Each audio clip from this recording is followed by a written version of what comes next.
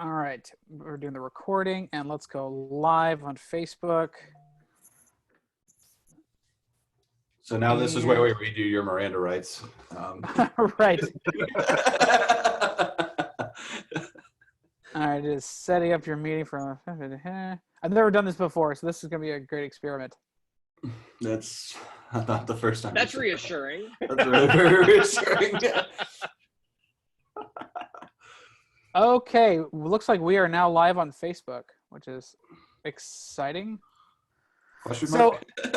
So we're excited to have a couple special guests on our podcast today. We have got the amazing, the jovial Mr. Brandon Holt, and we have got the know-it-all doctor, Dr. Jason Oliver. The one and only. Welcome, guys. We're pleased to have you on here. Thanks for having us. Yeah. So we were preparing for this episode. It was like a big party. So we may talk over each other, or Brandon may just laugh over all of us. That's a fact. Yeah. Right. So, well, who wants to start? I would love to hear what you guys have been up to since we've been on lockdown. Jason, why don't we start with you? Me? Okay. Yeah. As you know, a lot of private lesson teachers have gone as much online learning as we possibly can. I've been doing things a little bit different. I know a lot of other private lesson teachers have been doing, was it FaceTime and Zoom lessons? And I've been experimenting with something else, which is I give out, I use Dropbox. And I use that as my medium where I give weekly assignments to students, and it allows them to record as many times as they need to the assignments that I give them. And then I will write an assessment. I can record videos back to them showing them how I want them to, examples to be played. And then I give them a weekly assignment. So it allows them to practice whenever they need to, record whenever they can.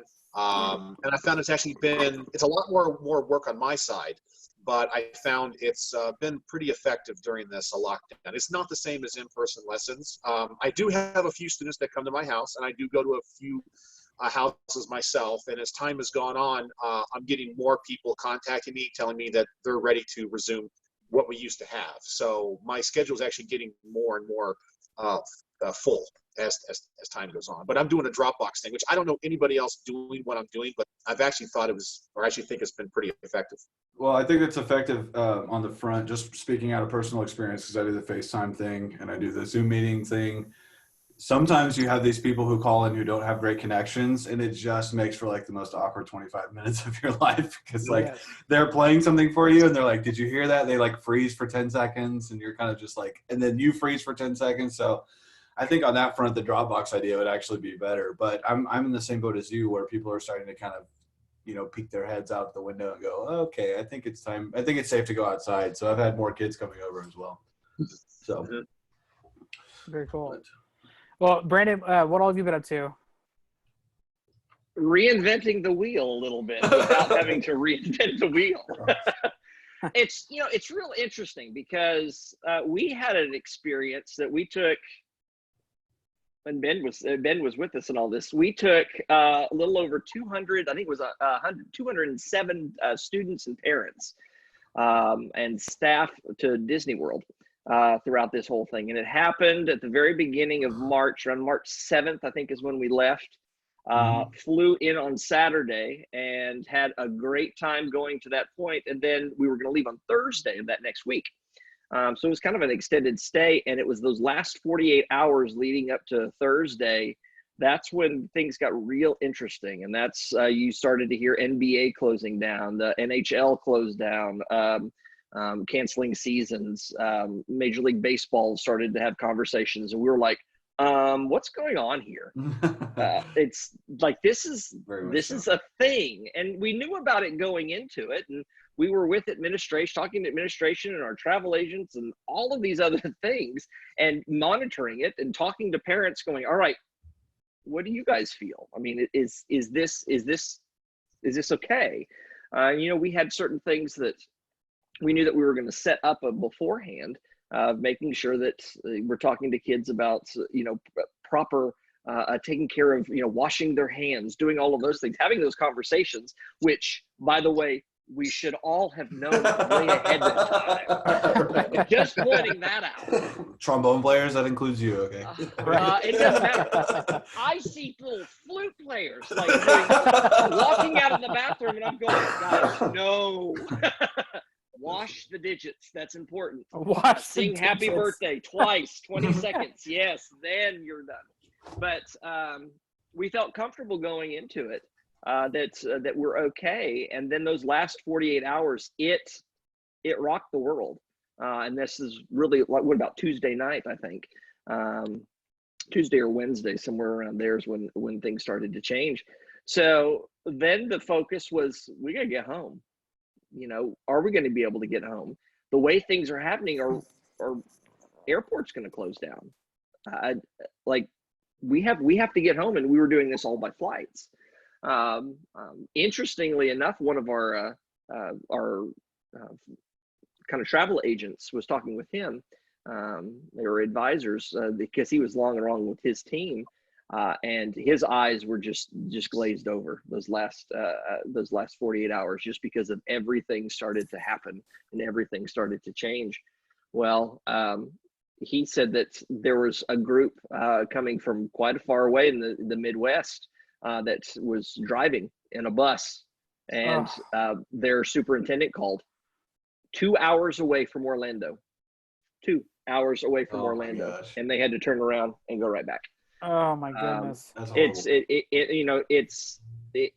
That's when it started to change everything, because then my mind went, we got to get these kids home, and we, by the grace of God, that everything just went great, very smoothly, that we were able to land. All 3 of our plane flights came in. Matter of fact, the last plane flight even came in a little bit early. Sent everyone away, got in the car with my family, and shed a little tear and said, okay, we got this. Let's see where this goes. And that's when everything changed after Brandon, that point. If I recall correctly, and I think I kind of mentioned this on the last episode too, we were in the airport terminal when they announced that we were not going to be going back to school for another week. Mm-hmm.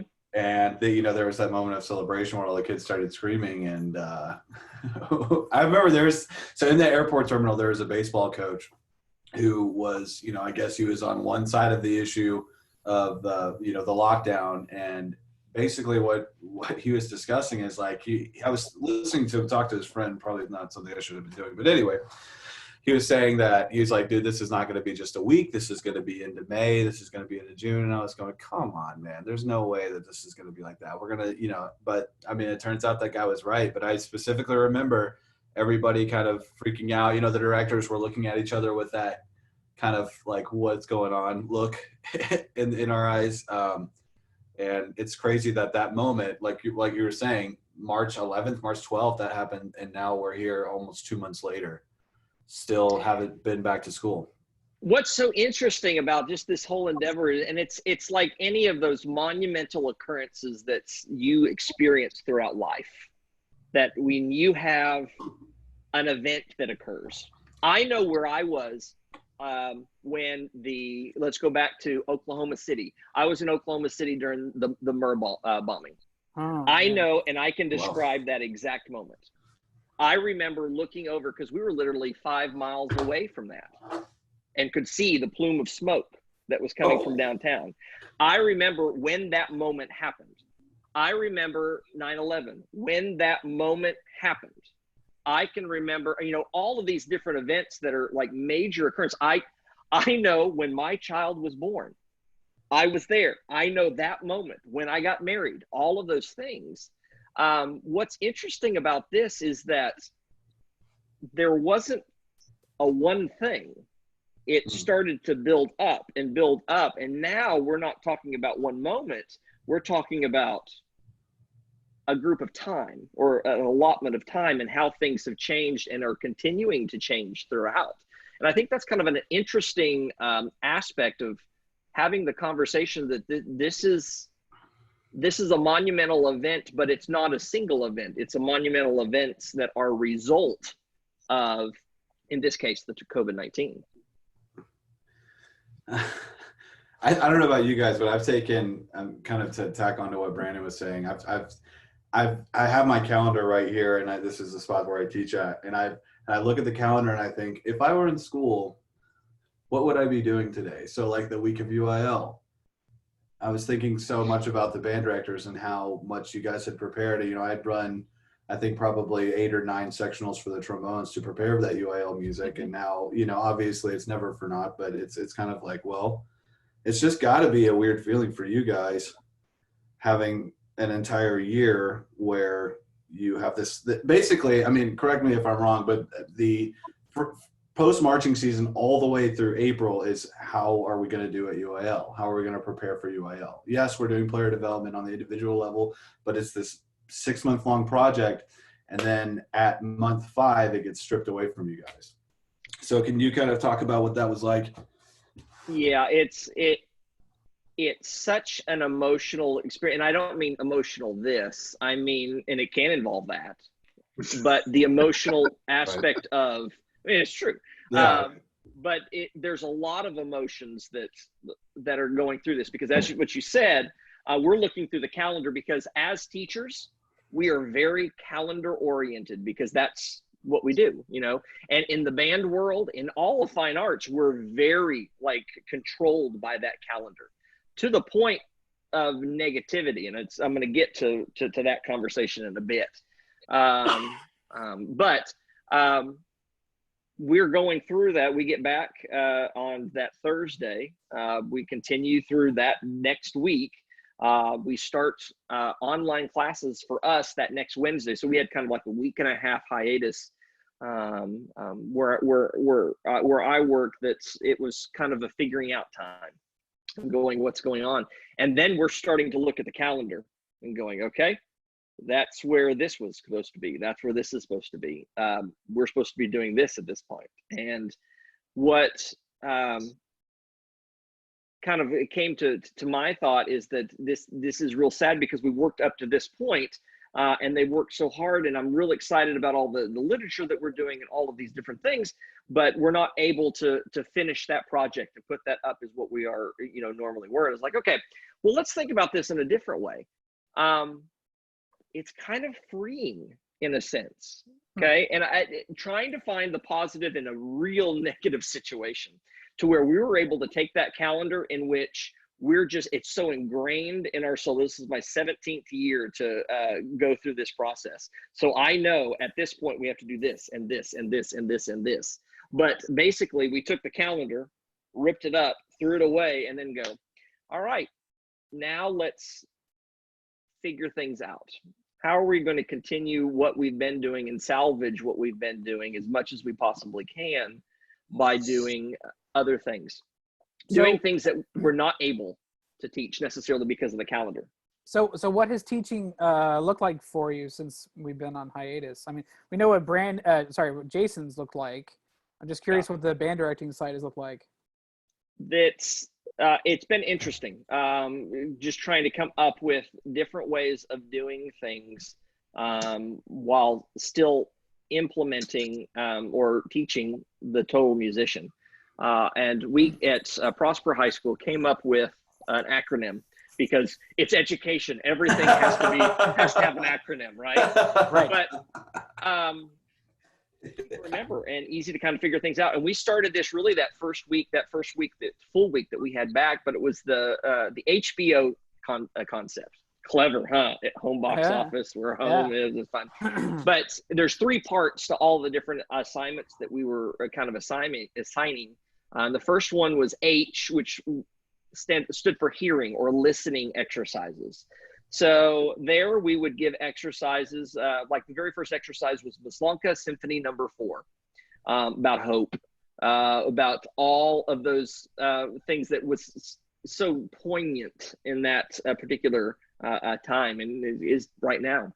And in that assignment, I had the top ensemble students listen to Symphony No. 4, also listen to one of, if not the last, introduction to Symphony No. 4 that Davis Maslanka had at one of his concerts, or one of a concert at a university. I forgot what university it was, but he was explaining Symphony No. 4, which again was real poignant. had them read the program notes, and then also just write reflections over what they thought about that particular piece, and just what those students were able to do that participated in it fully. Because I mean, you'll get a range of things, but it was amazing what they were able to come up with. But that was great for my heart, because they were able to talk intelligently about music, which tells me that there's something here, but then what they were able to write was coming from here. And as a teacher, that's a win. So that was the H part. Sorry to interrupt. To your point about finding positivity in a mostly negative time, there really isn't scheduled time in the calendar for kids to be able to do what you're asking them to do. So, you know, like on I don't know about you, Jason, but for me, I've been able to start kind of diving into excerpts and doing like a lot of excerpt work, because normally it's either all region or solo work or like a fun summer fundamentals workshop. But now I have a lot of kids diving into excerpts. So having the ability to do stuff like that, Brandon, is like that positivity that you were talking about in a mostly negative time. So yeah. Anyways, I think you're about to go on to B. Yeah, and then B was just band technique. So there we'll play music. We'll had them play their 12 for their major scales. Then we went to minor scales. We did different techniques that they were to submit through. Again, so they're playing their instruments, because that's a thing. That's an important part of music, is you got to play the instrument and be able to do it at a high level. I know. Wow. And then the last part of that was, focusing on the hearing was for the mind.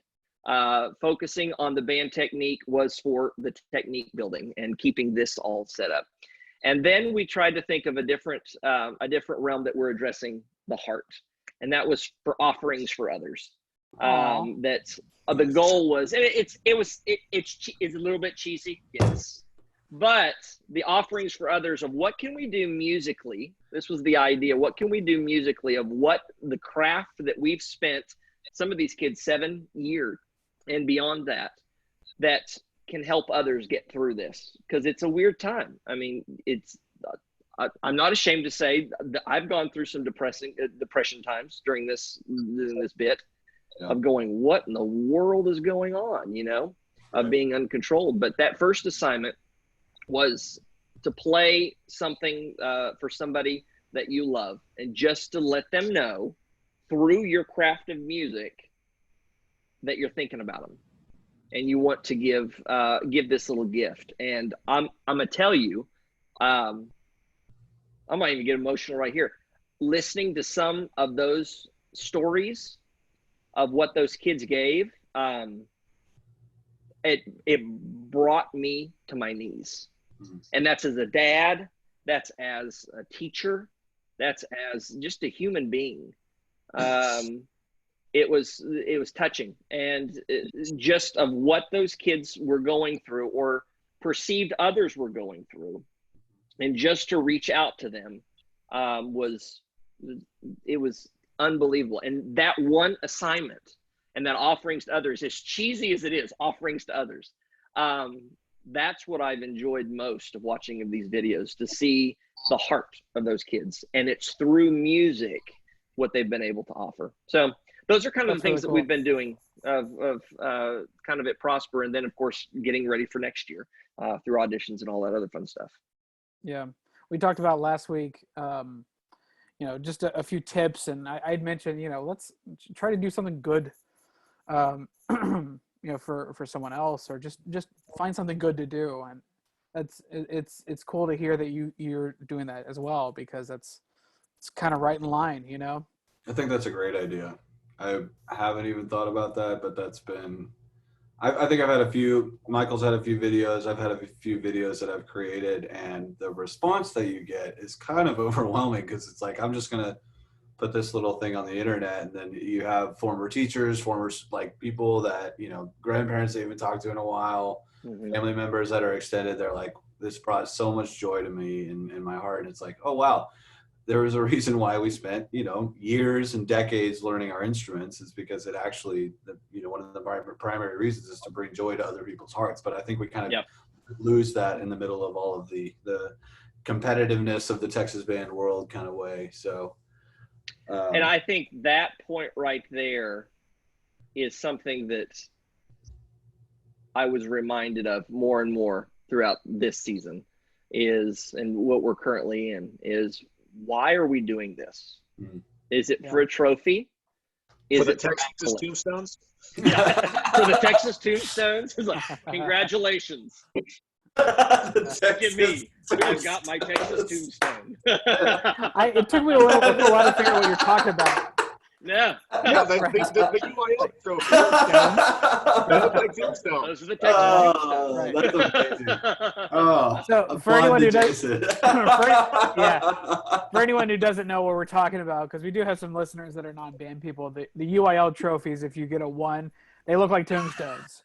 I mean, they're wooden, so they're not made out of stone, but they're kind of tombstone-ish. So anyway, that's really funny. So Jason, I wanted to ask you a question. You had mentioned, you kind of really transition how you're teaching. Is there anything that you've learned in the process of this that you think you're going to keep or do differently once we get back to in-person lessons? Well, to kind of talk about, I guess, kind of add to what Brandon was saying, it has to do with the focus of what's important in lessons. I've always tried to teach the why of music. Why do we do this? And just like Brandon was talking about when it came to listening to Neslanka talk about his symphony. A lot of times kids, when they're practicing solos, practicing etudes, they just know I have to play this to audition for this. They don't understand it's a march or it's a song or it has meaning behind it, that some composer toiled for hours or possibly even years on this piece of music that I'm working on, and that it's my responsibility to bring out this concept or this emotion or this feel. And we become so programmatic in the moment of, I have to do this before this date, turn it in, or I have to audition on this date. I'm also balancing my time between marching band and this. And so I hope that, I've always tried to do that, but I think I'm going to try to do that even more and really bring out that concept to students, that it really is an art. It's a competitive thing here in Texas, but we're artists above all. Right.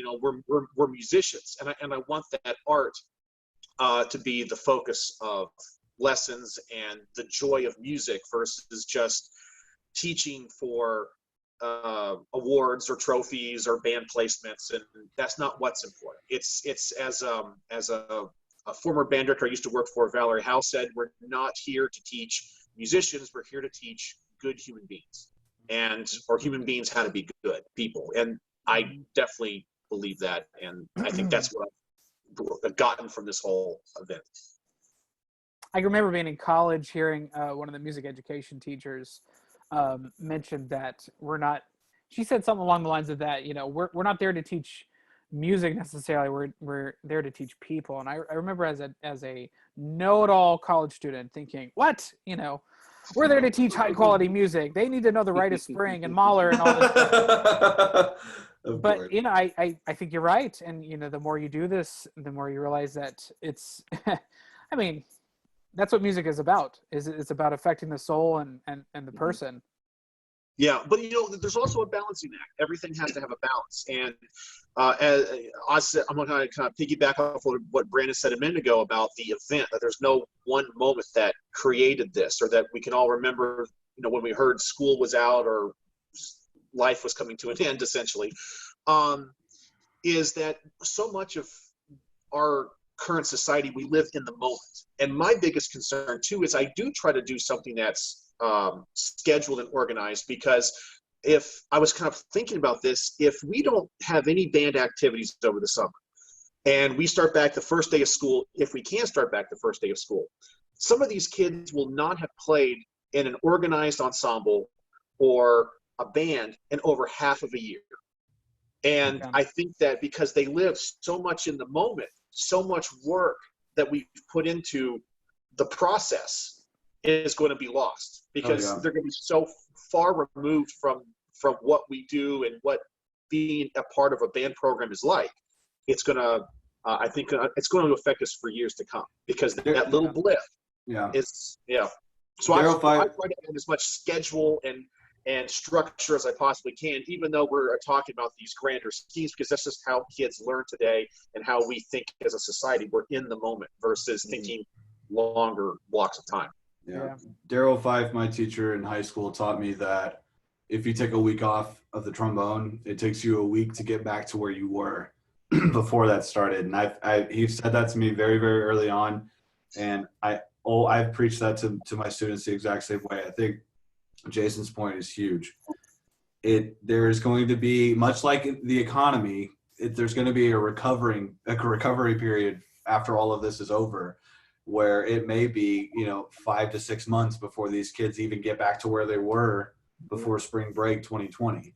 So I think Brandon had mentioned that he had these kind of like little phases of depression. To me, I am always like a progression, like let's go forward, let's move forward, let's keep the progress ball rolling. And to me, when I think about how long it's going to take for everything to just get back to where it was before we went to Disney, that's when I get into this phase of like, oh. But then I think about how we as a society have done this, so many times. We're going through something that's not fun, but it's not World War II, it's not World War I, it's not anything like those people had to go through where you had entire families being lost. But I'm not quite sure that's a bad thing. What do you mean? Okay? That it resets the mind, it resets the soul, it resets some things. I think that we're so I've been in so many conversations the past month, 2 months, and that's hard. That blows my mind that it has been literally coming up on 2 months on all this. If not, it has been 2 months. Actually, it's a little bit under, but we're so focused on getting back to the normal of where it was, where maybe we need to stop worrying about that, because that will eventually come. It will come. It's like starting a beginner. We can't expect them to sound like Wynton Marsalis the very first day that we hand them the trumpet mouthpiece, that we teach the journey. And I think as teachers, what we have to do is think realistically. And whether this is short term or whether this is long term I think is consequential. I think is what are we doing along the journey to continue the passion that we as Texans in just the state of Texas, and fine arts being as strong as it has been pretty consistently. What are we doing to establish and continue that love of music, and stop thinking about, all right, when we get the that first day back, we need to have the perfect concert F going back, because concert F is going to be very different when we get back. Also going to mean something very different, But it's not necessarily of how fast can we recover from that, but what holes have we missed along the way to get to the point where we've left it? I think that's where my mind's going. Yeah. Of going that, okay, how many times have I as through teaching, whether that's beginners all the way through seniors in high school, how consistent am I of having conversations with kids about professional recordings, or taking kids to professional concerts and listening to music? How many times have I called somebody in my office and said, you know what? Let's listen to some Beethoven. Yeah. And let's just talk about it. Because we're going to talk about band music. We're going to talk about band stuff. We're going to talk about this. We're going to talk about this. But that's not my job. My job is to teach through band music, but I want them to love music. And I want them to be lifelong learners, not that I'm beating them over the head with this to where they are so exhausted by the end of the 4 years, or really 7 years, going from 6 all the way through 12th grade, that they get sick of music and they put it in the case. They never want to look at it again. I don't know. It's unfortunate how many kids that happens to. It is. It's a great It thing to really keep into is. Perspective. Yeah. Mm-hmm. Well, that's one of the big downsides about I think the Texas band culture and philosophy is that everything is, we were talking about calendars earlier. I mean, I teach, or I tell people that are getting into private lesson teaching, here is your calendar. When summer begins, you start working under the books that the etudes are selected from. You get the etudes, you work on those etudes almost exclusively until December. And as soon as that happens, or as soon as that's done, you start working on solos. You have until this day to get solos or ensembles if you're coaching.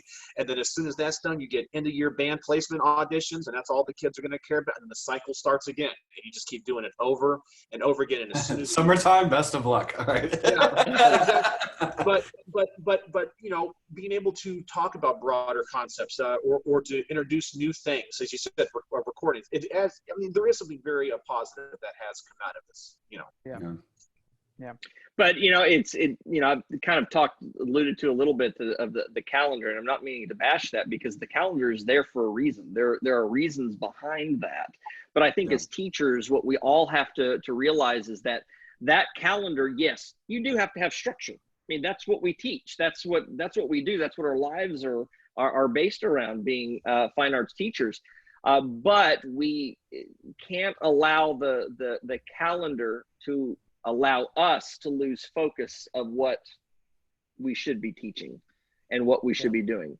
That provides opportunities of teaching, the calendar does, but as teachers and as stewards of music and bringing that love forward, I think at least for my mind, it's a little bit of a twist of going, how can I do this to, again, instill the love of music into all of my students and beyond, and everyone that participates in it, whether you're an audience member, whether you are the musician behind the instrument, whether you're the conductor up here, whether you're the audio guy, the light guy, whatever, doesn't matter. I like how you don't include the conductor as a musician. I like that.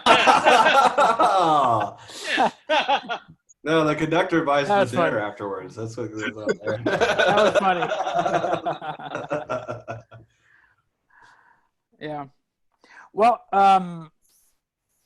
we had a couple questions that were brought into us that I figured I would bring up to you guys and kind of give us something to chat about. Let me see if I can share the screen here. Make sure there's nothing confidential here. Yeah. Okay. That's always important. Good check. Let's see. This email came in from Tom Neal, which I think is a buddy of Ben's. Says, he's a buddy of all of us. He's the greatest guy ever. Like I feel like I need to meet him.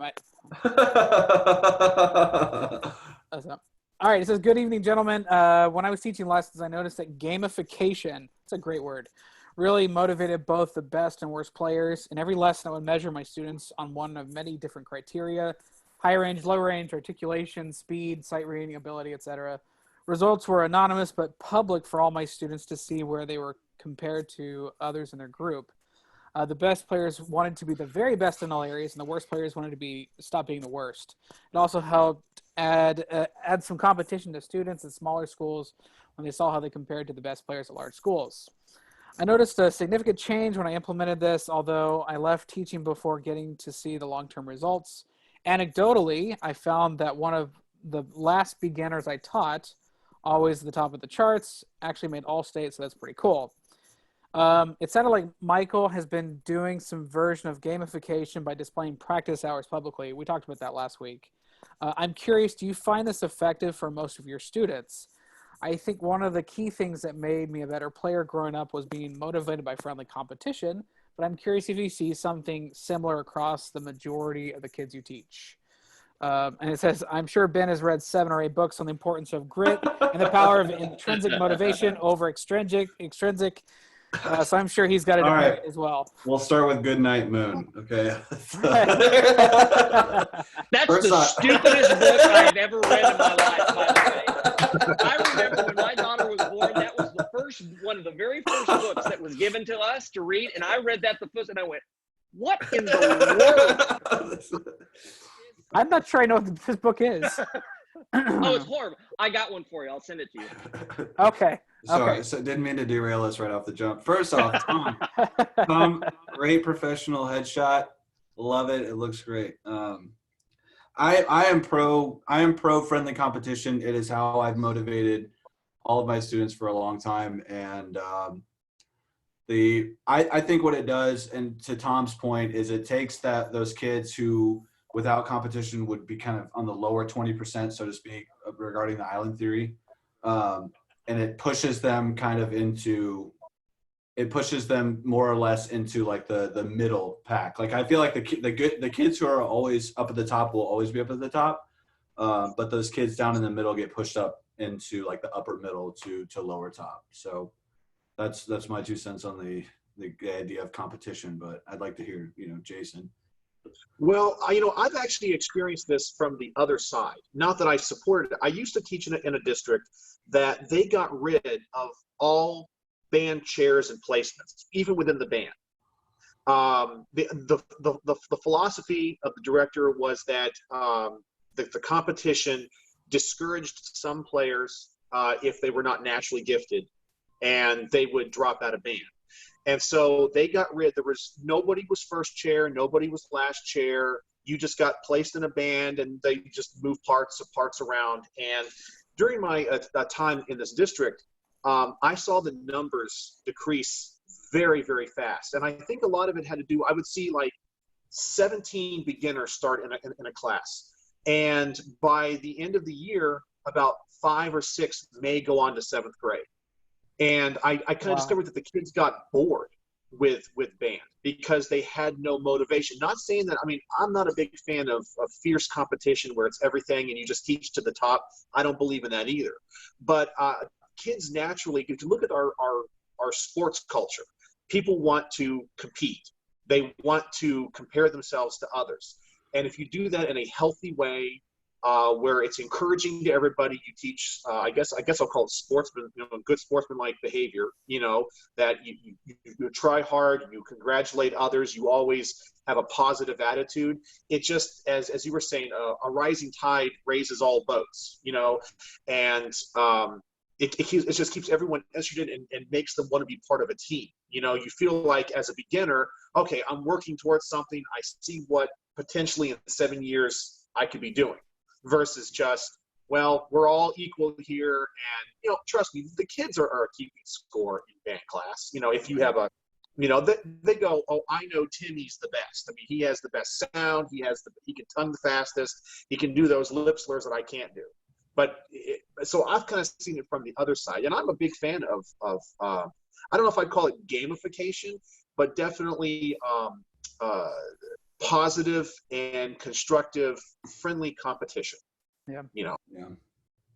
I've used that a lot in my teaching, and I've had good results and bad results. With all Regi music, I will keep a tally of exactly who's where in the preparation of the music, and I'm doing that right now at practice hours. I at the end of every week I post, here's how much everyone's practicing, and I congratulate the top 10 as far as practice hours go.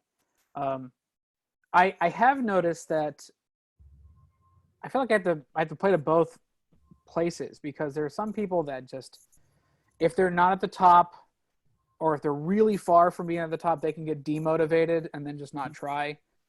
And so I find that to be a challenge. I find it to be important to do competition, but I also find it important not to demotivate people.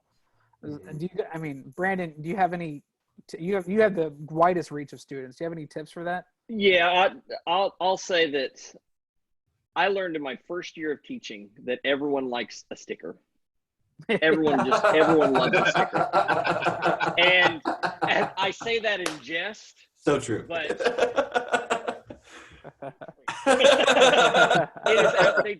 and that is what I found over the years, that competition, when done healthfully, is a great motivator.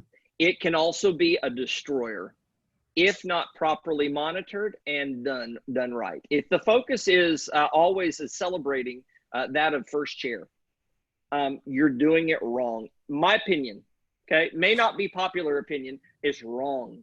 By the way, in essence, that's a little bit of child abuse in my mind, when you just focus just on that top player or maybe the top 2, because in a class of 30, What's up with the other 28? You know? Right. And while we need to, you know, it is a ranking thing, because unfortunately that's life. That is what we do. We are all ranked in one way or another. And I think that's a tool that kids need to be taught, you know, that depending on the effort and overall outcome, there is going to be a little bit of competition there. However, what I found as a teacher, especially working with larger groups and things like that, is when you start to take that information, take that competition, but do it in a way that helps each other, that's helping the group. And an example of this is beginner classes. When you have those chair tests and you have those celebrations of chair order, and we have those postings, it's always like so like just fascinating to me to watch those kids run up to the board or wherever that post was, and right after school and go, oh, I got 7th chair. Ah! They're like screaming and like so excited because last week they were 14th. But then you also have that the same other student that was 1st chair and now is 2nd chair and is devastated. Yeah. But that's not necessarily a bad thing. That can be a motivator for that particular student as well. But teaching it in a way to where we're celebrating these things together. This has happened, you know, teaching beginners just about all my life. When you have those opportunities, when you're going through the list of chair orders and you have that one kid who was last chair for a long time and they move up, but then you make that announcement and you hear the entire class erupt in congratulatory manner. Dude, that's powerful.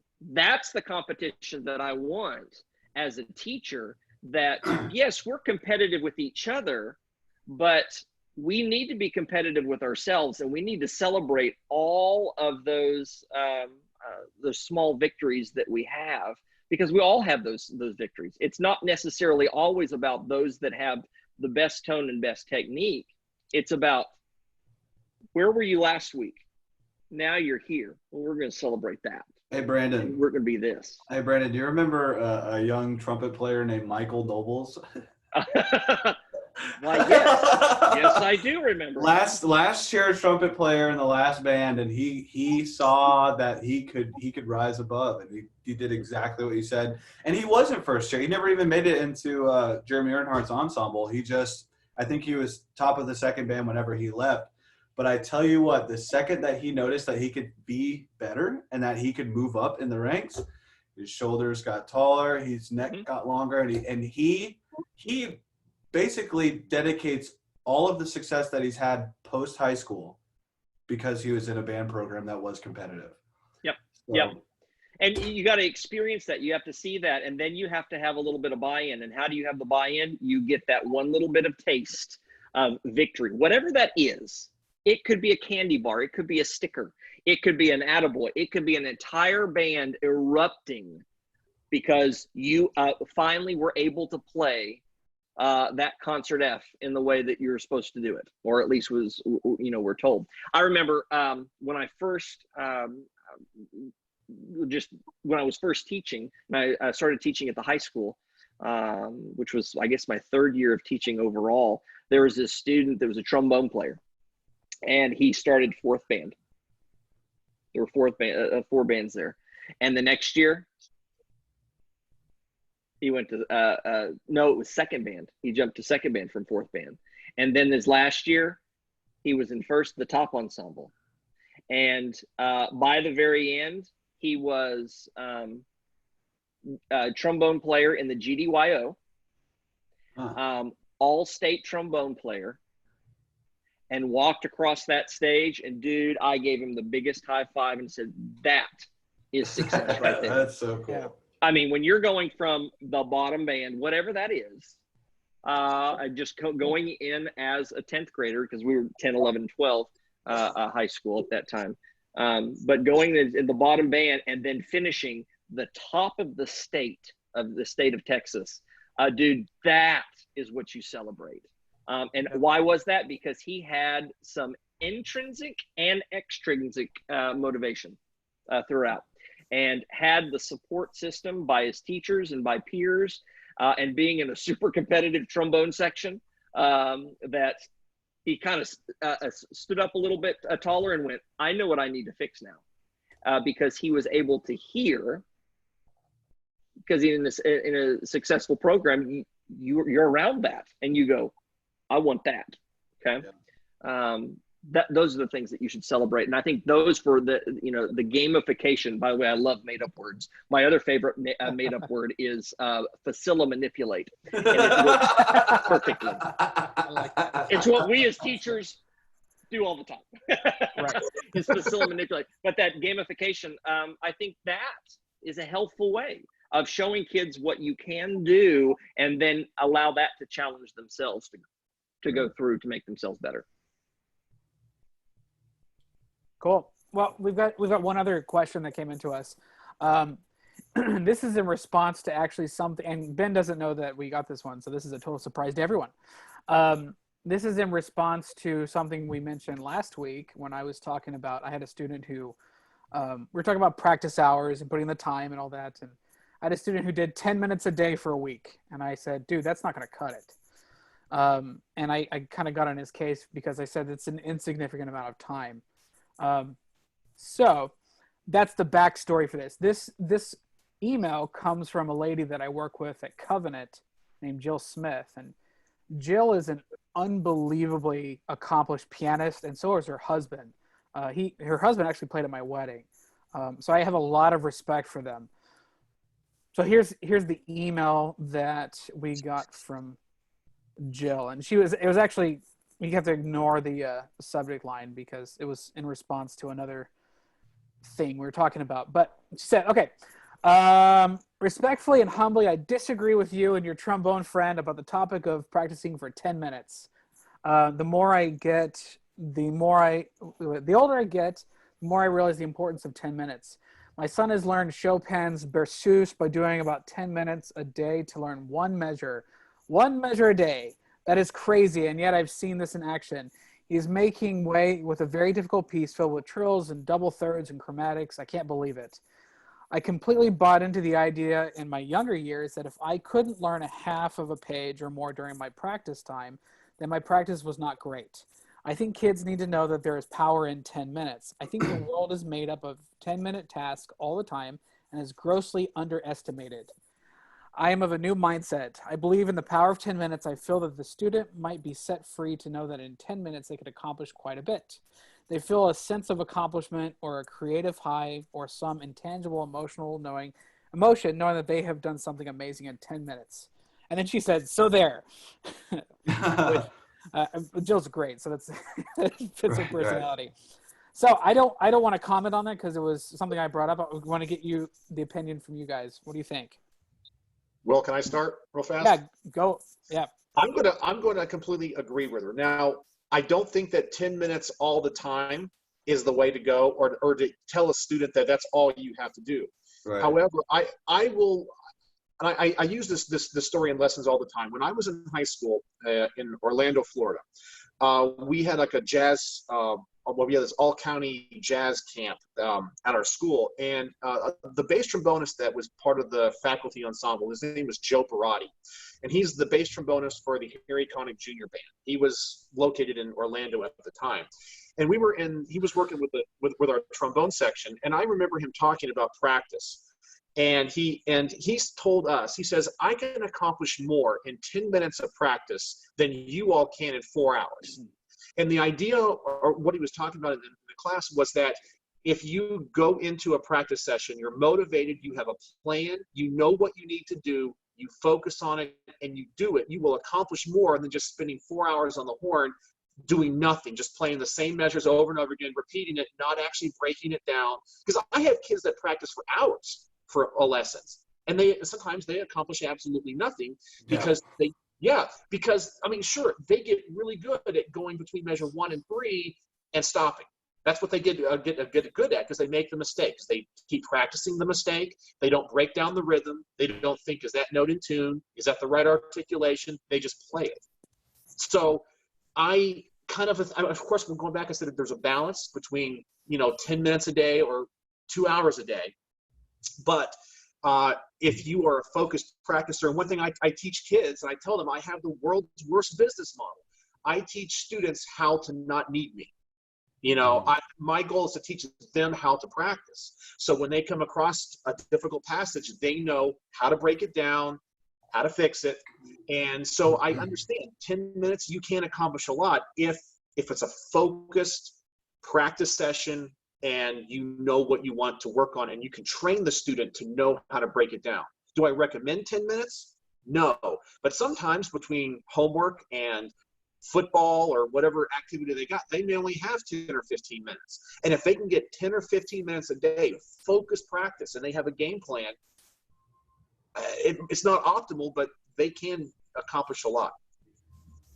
So I'll be the next to interject. I actually agree with everything that was written within the email. I just think that, just like if you're studying economics, there's a lot more to just giving a blanket statement about something. The first thing I do every morning when I wake up is I read for 10 minutes, and I've taken a huge chunk out of my basic economics book that I'm reading through right now by Thomas Sowell. So I agree 100% that there's a lot of power in even doing the one measure at a time. I had a 25-minute lesson yesterday over one measure in a really complicated solo. So I agree 100% with that.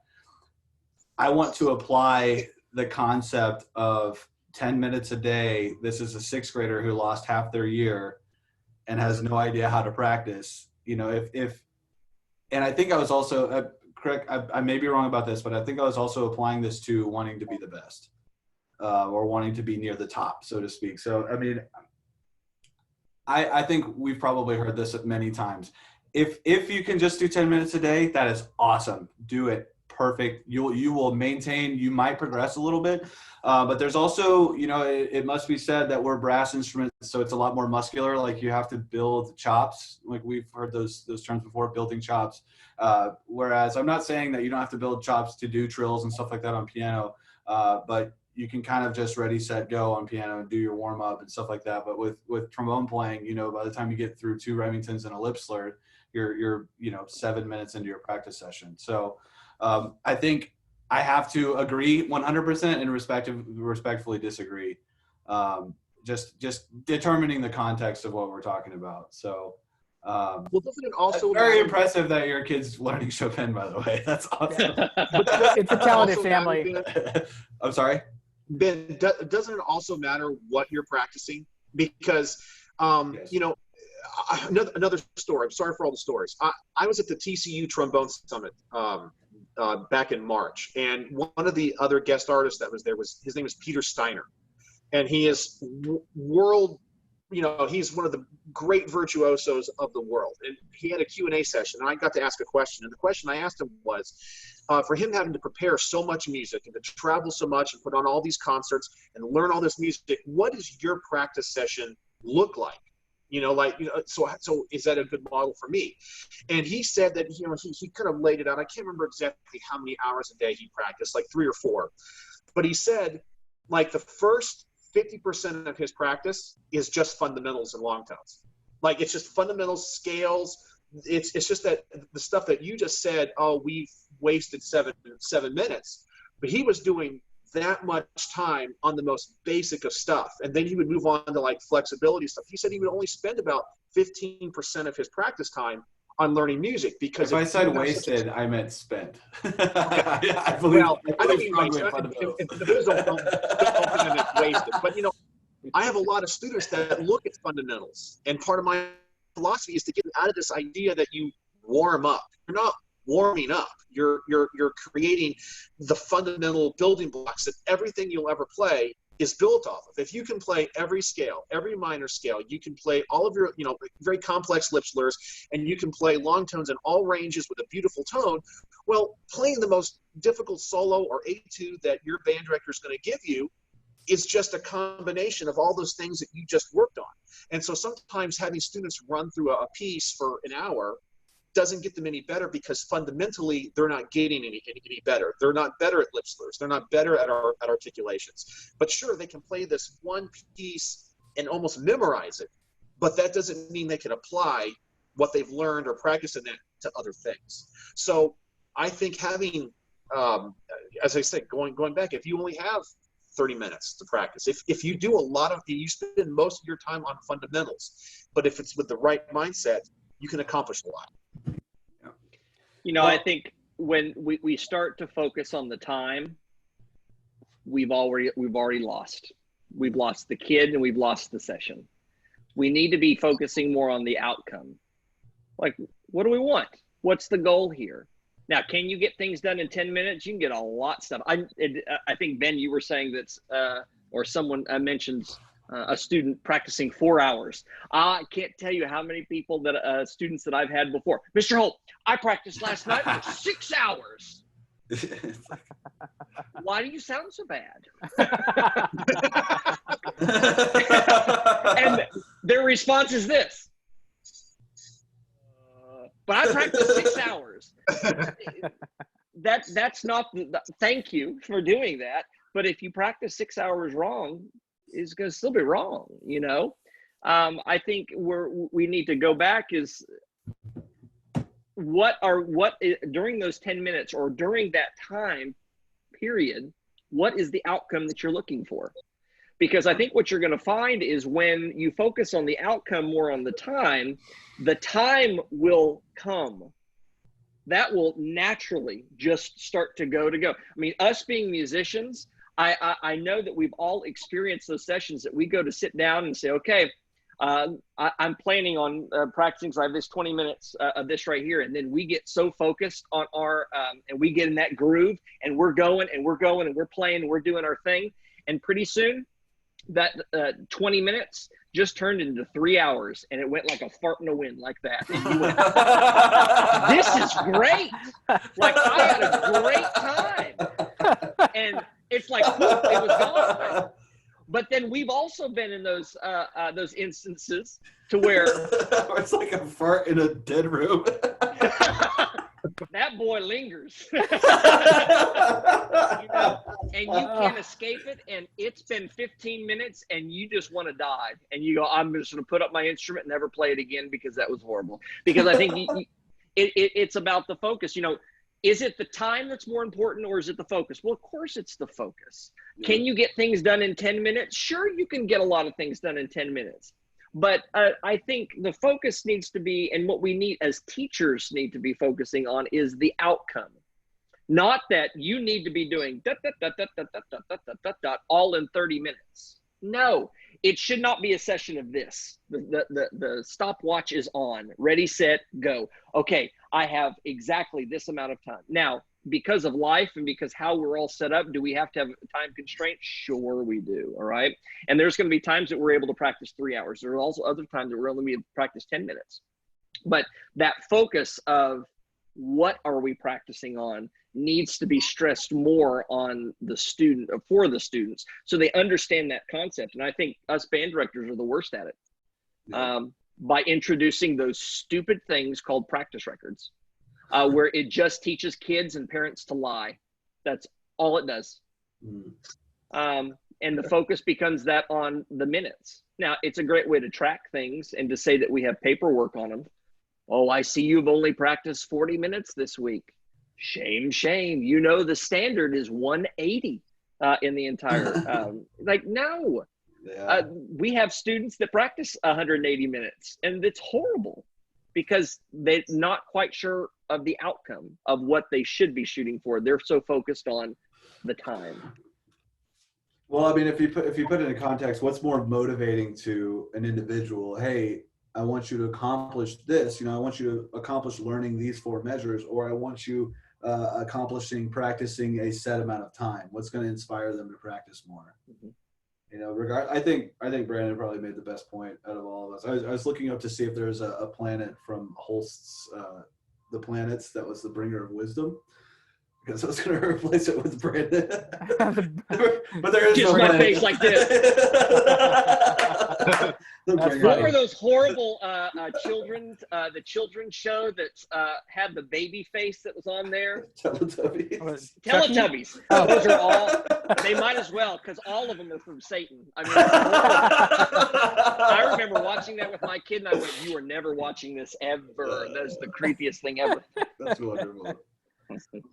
So How did we get to Teletubbies? how do we get to most things with you? Yeah, true. Yeah. By the way, we had a comment on Facebook. It was Jason Williams. He said, "Good point, Brandon. Set goals and attain your goals. Don't set a time limit." So you've got support online there. That's Thanks, where he Jason. goes, so there. Yeah. Okay, so I do want to clarify a little bit because I'm the one who brought it up last week, and I agree with basically everything you all are saying. I just want to have a couple counterpoints. The first one is I try to tell my students all the time that one of the most important things that they could do is to learn not to fool themselves. And I have many of them that think that they are working hard when they're not. And so that's one of the things that that's what I was getting at with this kid more than anything else. Cause he feels like he just pounds it, with practicing. And then it shows up, well, it's just 10 minutes a day. It's like, well, that's not what you think it is.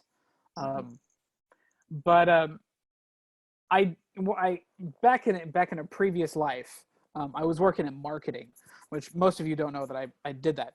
But one of the things that used to drive me crazy are those guys who would say that they don't want to work hard, they want to work smart. And I think there is some wisdom to that, but there's some wisdom to that. Because I think what people do is they use that as an excuse to get lazy. Because they're, well, I work smart, but I didn't work at all. And so I feel like we have to balance that all the time. Are you working smart? Okay, great. Now do more of it. Now that you're doing more, is that a smart amount of time, or have you gone to the stupid realm?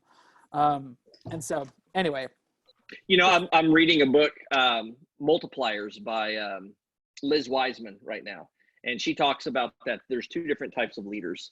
It's the leaders that basically do this and just want to be the right the person in the room that knows everything. And then there's the other type of leader that basically inspires people to learn, or inspires people to think outside of the box, to go through things.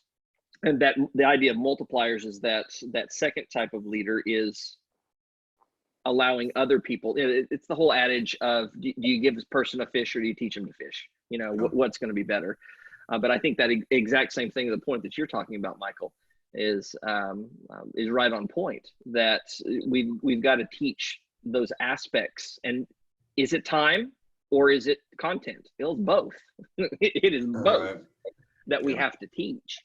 And then that will allow it to multiply out to all other aspects in music and practice and overall performance. I feel like the I feel like you're right with that. It's both. Can you accomplish a lot in 10 minutes? Yeah. Mm-hmm. Is that sufficient? Well, maybe. It also depends on what your goals are. And, no one's going to win a Chicago Symphony job practicing 10 minutes a day. However, you may still be able to accomplish enough to make you happy, or make yourself happy in whatever musical endeavors you're after. Right. And I also think it's important to think about the balance aspect of everything, mm-hmm. because you could spend the entire day practicing, but what else in life are you going to miss out on? Right. That is another aspect that has nothing to do but everything to do with music and the success of music. Is you got to have that balance of things as you're going forward. So, it's a great question. That's one thing about this whole lockdown that has been a real blessing, is I've gotten to spend so much time with my family, and now I'm even exercising. I used to work. No. I know. I used to work so much. I thought I saw you running on DNT the other day. I only run when I'm chased. I don't understand. Playing Go Big Blue, running around there. A bear. been riding my bicycle with my boys. I've been taking walks. Is that your pink one in the background? Is that your? Yeah, well, that's my wife. Got a little flag. Hey, I still got the training wheels on. Safety first. I've been getting out, I've been doing stuff, and I've been feeling a lot better health-wise because I've been actually doing activities, walking the dog, riding a bike, spending time outside. I've been doing projects around the house. It's actually been nice in a way. Yeah. Yeah. Well, we've gone for a little over an hour here. We probably should maybe wrap things up. Do you guys have any final thoughts you want to share? Touching on the balance aspect, I think that's, if I'm learning anything, it's trying to find that balance and try to continue that, because when you go, number one, burnout's real high. Burnout level is real high, but number two is you miss out on a lot.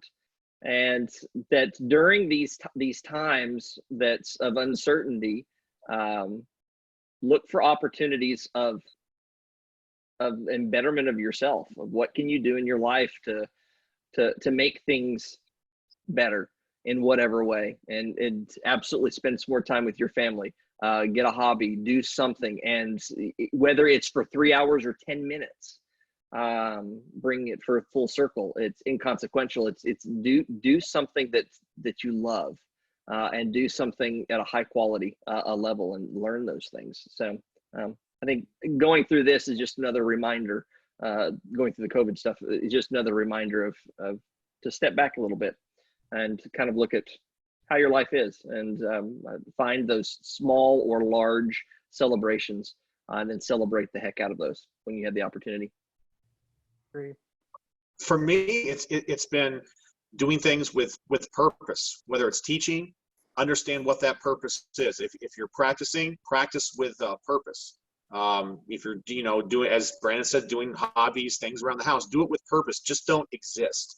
I know a lot of people that just, especially with, when this was not going on, I guess life was normal, which have the regular malaise of life. It's just easy just to exist, just to get day by day, you survive, and I don't want to just survive. I want to have a purpose. I want to, in everything I do, I try to make excellent. And this has only, kind of brought that more to light, and so that's my advice to anybody, during this time, is figure out what you're doing, even if it's small or insignificant to you, whether it's, cooking or just doing stuff around the house, do it with purpose. And I think it gives you a little bit more positive outlook on life. Yeah. I just want to take a quick second to kind of point out that, I'm not trying to be morbid, but the suicide hotline has gone up about 1,000%. An influx of calls. So whoever's listening to this, you are important. You mean something to a lot of people, whether you know it or not. So if you know anybody that's going through some kind of depression phase, you got to reach out to them. You got to let them know that there's hope. Hope is one of the best things that you can have in life. So it's what we all kind of need right now. I know there's not a definite timeline of return to normalcy, but that's okay, because you've got somebody that you can reach out to. So keep your head up and we'll get through it. So very cool. Well, special thanks to you guys, Jason, Brandon, for appearing on this podcast. Hope you thought it was fun. It was a lot of fun having you here. It was a lot of fun. Enjoyed it. Yeah, thank you. And thank you to Tom and to Jill for sending in questions. Mm-hmm. If any of you have any questions that you'd like to send to us for future podcasts, we'd love to have. It gives us material to talk about, so it's great. So our email is prstofmusic@gmail.com, or you can comment on Facebook, or if you just see us, well, you probably won't see us, but if you want to call us, if you see us, stay 6 feet away from us. It look like us. Anyway, we really appreciate everyone, and we've had quite a few viewers since we've been on here, and comments on here, so it's been a lot of fun. So anyway, we're signing out here.